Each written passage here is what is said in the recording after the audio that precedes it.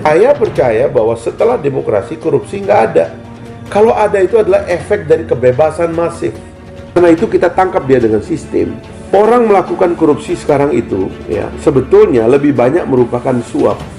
Ucapan terima kasih, itu yang didefinisikan oleh KPK sebagai korupsi.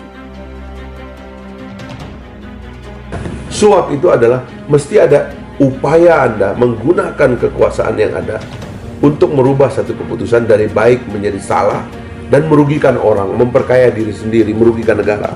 Ini rangkaiannya, karena ini adalah efek dari festivalisasi yang dibuat oleh KPK. Koordinasi, supervisi, monitoring, baru penindakan. 3 kekuatan besarnya itu adalah pencegahan. Ini nggak dilakukan.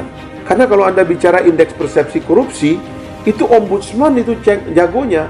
Dan nggak perlu Anda sibuk-sibuk sekarang ini bikin tim cyber pungli. Korupsi juga gitu. Korupsi itu persoalan sistem, bukan moralitas orang. Korupsi itu soal sistem. Lubangnya kita tahu. Kepentingan negara itu negara nggak rugi. Udah itu aja. Tapi kalau ada orang bagi untung di luar sana segala macam, itu rezimnya namanya rezim etik. Yang penting negara nggak rugi. Itu yang penting. Makanya kalau Anda mikirin stres, Anda mikirin moral orang. Waduh, moral kita sendiri belum tentu beres. Gak usah dipikirin moral orang. Makanya saya menentang penyadapan. Penyadapan itu adalah pelanggaran hak asasi manusia dan menentang hukum Tuhan yang melarang orang itu mengintip. Jangan Anda intip moral orang, nggak benar itu. Anda sendiri kalau diintip banyak salahnya. Udahlah, manusia sama saja. Makanya hukum itu ditegakkan post factum dia. Setelah ada kejadian, bukan mengintip perasaan, mengintip percakapan orang, itu kerjanya malaikat. Malaikat itu ada rakib atid itu kan, itu dikasih sama Tuhan. Nah itu nggak boleh. Apa yang Tuhan perbolehkan bagi aparatnya, tidak boleh dibolehkan kepada aparat penegak hukum.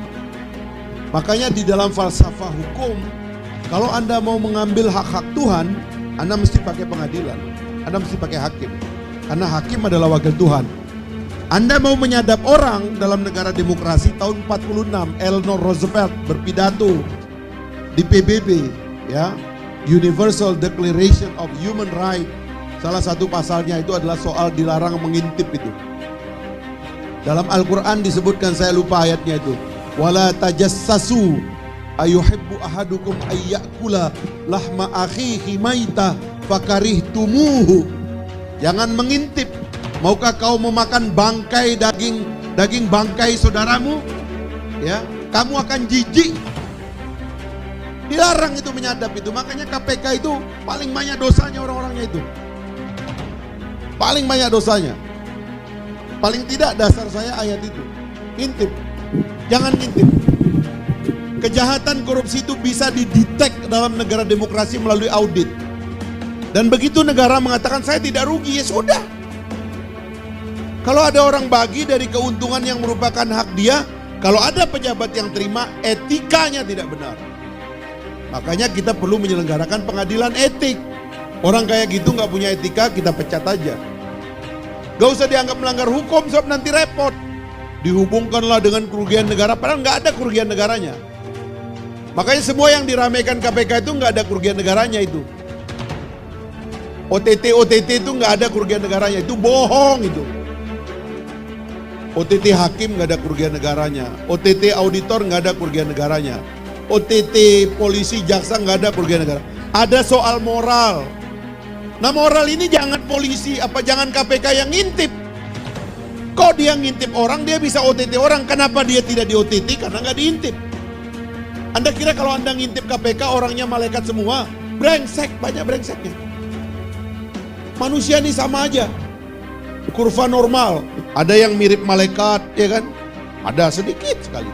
Ada yang mirip iblis, ada sedikit sekali. Yang lainnya manusia biasa. Imannya naik turun tiap hari. Itu manusia. Maka kepentingan kita dalam bernegara bukan ngurusin moral orang. Sebab Anda kalau ngurusin moral orang, terus hari kemudian bagaimana itu malaikat?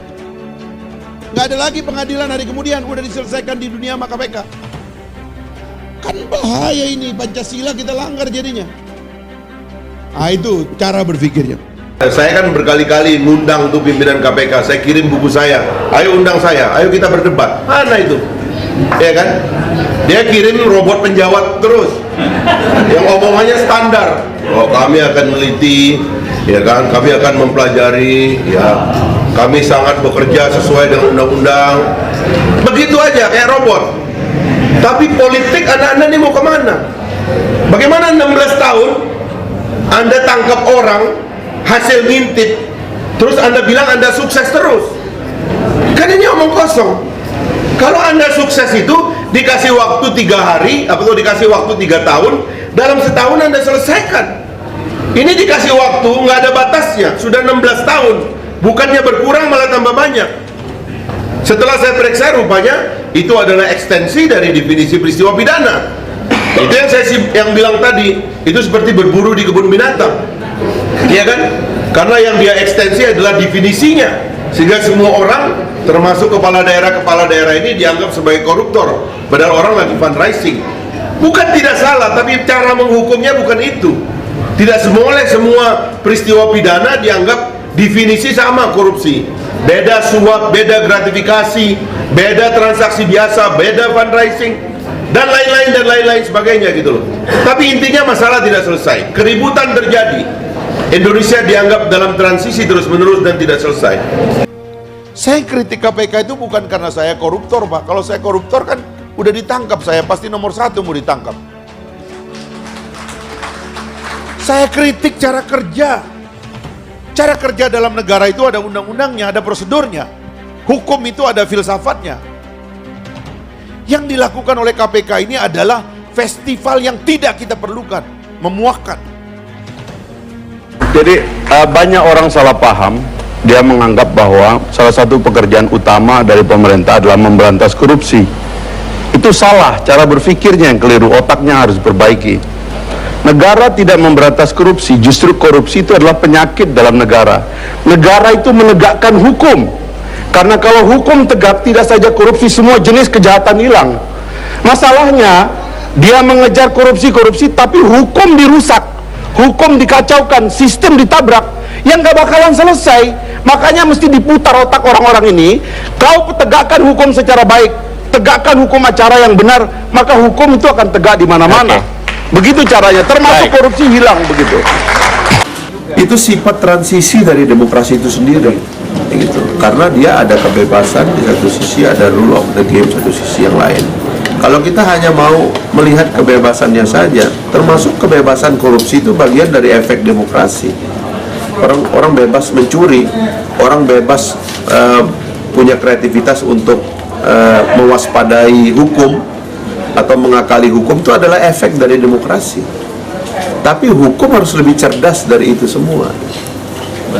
Nah, itulah yang saya mengatakan KPK jangan menikmati. Harusnya KPK itu nagih itu sekarang. KUHAP misalnya, kenapa presiden itu tidak saja sampai hari ini tidak menyerahkan KUHAP kepada DPR?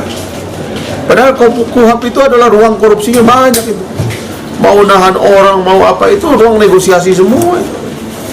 Dari setiap tahap itu ruang negosiasi semua.